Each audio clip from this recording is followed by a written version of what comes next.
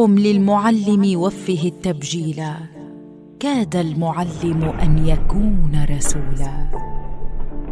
أعلمت أشرف أو أجل من الذي يبني وينشئ أنفسا وعقولا؟ سبحانك اللهم خير معلم، علمت بالقلم القرون الأولى. أخرجت هذا العقل من ظلماته، وهديته النور المبين سبيلا. وطبعته بيد المعلم تارة صدأ الحديد وتارة مصقولا. أرسلت بالتوراة موسى مرشدا، وابن البتول فعلم الإنجيلا. وفجرت ينبوع البيان محمدا، فسق الحديث وناول التنزيلا. واليوم أصبحنا بحال طفولة، في العلم تلتمسانه تطفيلا. من مشرق الأرض الشموس تظاهرت، ما بال مغربها عليه أديلا. يا أرض مذ فقد المعلم نفسه، بين الشموس وبين الشرق كحيلا.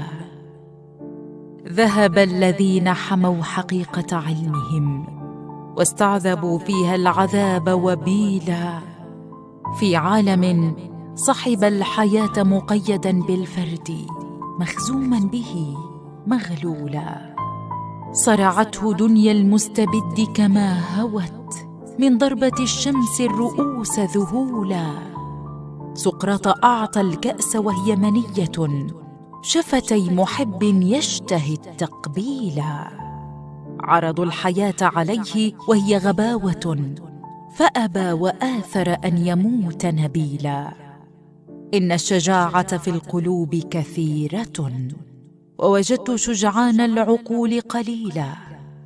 إن الذي خلق الحقيقة علقما، لم يخل من أهل الحقيقة جيلا. ولربما قتل الغرام رجالها، قتل الغرام كما استباح قتيلا. أو كل من حامى عن الحق اقتنى، عند السواد ضغائنا وذخولا. أمعلمي الوادي وساسة نشئه، وطابعين شبابه المأمولا. والحاملين إذا دعوا ليعلموا، عبء الأمانة فادحا مسؤولا. كانت لنا قدم إليه خفيفة، ورمت بدنلوب فكان الفيلا.